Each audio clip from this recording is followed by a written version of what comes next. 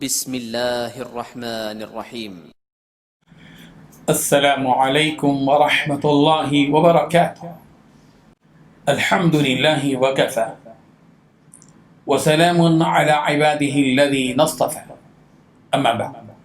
حاضرین و ناظرین، یہ درس نمبر 816 ہے اور آج سورہ توبہ کی آیت نمبر 100 کی تلاوت اور تشریح کی جائے گی۔ چلیے سب سے پہلے اس آیت کی تلاوت کرتے ہیں، لفظی ترجمے اور ترجمے کے بعد تشریح کرتے ہیں۔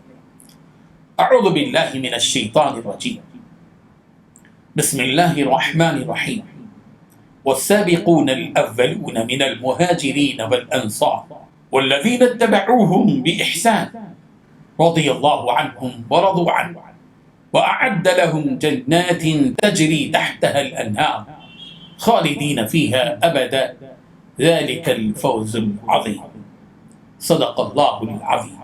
لفظی ترجمہ یوں ہے، والسابقون سبقت کرنے والے، الاولون سب سے پہلے، من المہاجرین والانصار مہاجرین اور انصار میں سے، والذین اور وہ لوگ جنہوں نے اتبعوہم ان کا اتباع کیا، بإحسان احسان کے ساتھ، رضی راضی ہو گیا، اللہ عنہم ان سے، ورضوا اور وہ راضی ہو گئے، عنہ اس اللہ سے، وأعد اس اللہ نے تیار کیے ہیں، لہم ان کے لیے، جنات ایسے باغات کے تجری بہتی ہیں، تحتہا اس کے نیچے، الانہار نہریں، خالدین وہ ہمیشہ رہیں گے، فیہا ان میں، ابداً ابد تک، ذالک یہ ہے، الفوز العظیم بہت بڑی کامیابی۔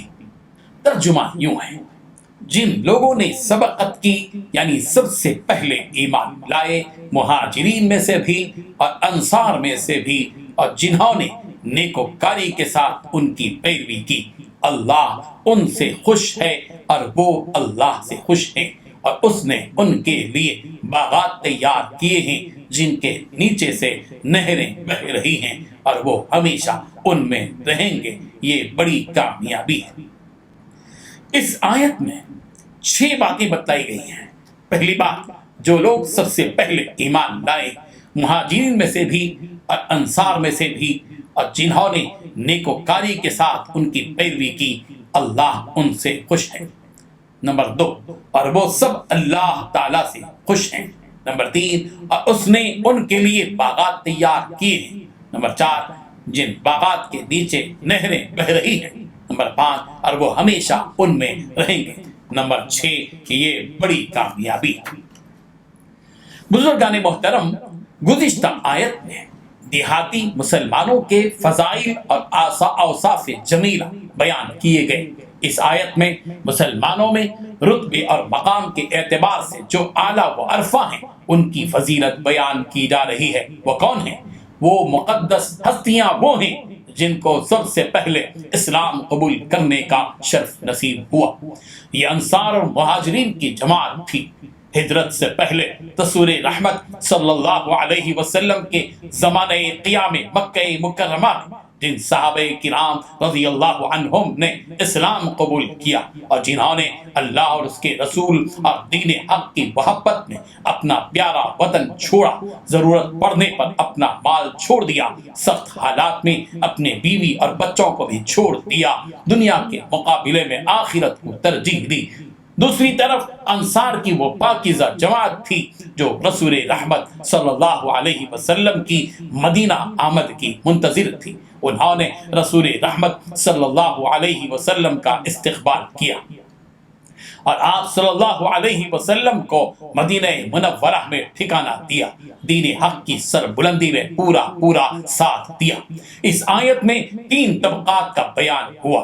ان میں ایک طبقہ مہاجرین کا، جن صحابہ کرام نے صلح حدیبیہ سے پہلے مدینہ منورہ کی جانب ہجرت کی اور دوسروں کے مقابلے میں ہجرت کرنے اور نصرت کرنے میں سبقت حاصل کی۔ ان میں سب سے بڑا رتبہ حضرت ابوبکر صدیق رضی اللہ عنہ کا ہے، جنہوں نے سب سے پہلے ایمان قبول کیا، ہجرت کی، جہاد کیا اور اپنا مال خرچ کیا اور نصرت بھی کی۔ دوسرا طبقہ انصار مدینہ کا ہے، 11 سن نبوت کو پہلی بیعت عقبہ ہوئی، اس میں جو شریک تھے جن کو اصحاب بیعت عقبہ اولا کہا جاتا ہے، اور وہ 12 افراد تھے۔ اس کے بعد بیعت عقبہ ثانیہ والے اصحاب ہیں، اور وہ 70 مرد اور 2 عورتیں تھیں۔ تیسرا طبقہ ان کا ہے جنہوں نے اخلاص کے ساتھ ان مہاجرین و انصار کی اتباع کی۔ مہاجرین و انصار کا ذکر خیر قرآن مجید کی دیگر آیات میں بھی ہے۔ سورہ توبہ کی آیت نمبر 117 117 میں لقد تاب اللہ علی النبی والمہاجرین والانصار الذین اتبعوه فی ساعۃ العسرہ، اللہ تعالیٰ نے پیغمبر کے حال پر توجہ فرمائی اور مہاجرین اور انصار کے حال پر بھی توجہ فرمائی جنہوں نے ایسی تنگی کے وقت پیغمبر کا ساتھ دیا، اس کے بعد کہ ان میں سے ایک گروہ کے دلوں میں کچھ تزلزل ہو چلا تھا۔ اس آیت میں مہاجرین اور انصار کا ذکر خیر رسول رحمت صلی اللہ علیہ وسلم کے ذکر کے ساتھ ہے، اور این تنگی کے وقت جو انہوں نے ساتھ دیا اس کا ذکر بھی کیا گیا ہے۔ سورہ حشر کی آیت نمبر 8 میں مہاجر مسکینوں کے بارے میں یوں کہا گیا للفقراء المہاجرین الذین اخرجوا من دیارہم وأموالهم يبتغون فضلا من الله ورضوانا وينصرون الله ورسوله أولئك هم الصادقون۔ مال فے ان مہاجر مسکینوں کے لیے ہے جو اپنے گھروں اور اپنے مالوں سے نکال دیے گئے ہیں، وہ اللہ کے فضل اور اس کی رضامندی کے طلبگار ہیں، اللہ تبارک و تعالیٰ کی اور اس کے رسول کی مدد کرتے ہیں، یہی راست باز لوگ ہیں۔ حضرت عبد الرحمن بن عوف رضی اللہ عنہ سے روایت ہے کہ جب نبی کریم صلی اللہ علیہ وسلم کی وفات کا وقت قریب تھا، اس وقت صحابہ نے اللہ کے نبی سے کہا یا رسول اللہ ہمیں کوئی وصیت کیجیے۔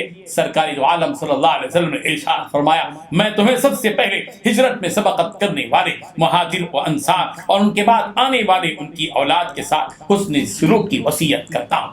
اگر تم لوگ اس طرح نہ کرو گے تو نہ تمہاری کوئی فرض عبادت قبول ہوگی اور نہ کوئی نفل عبادت۔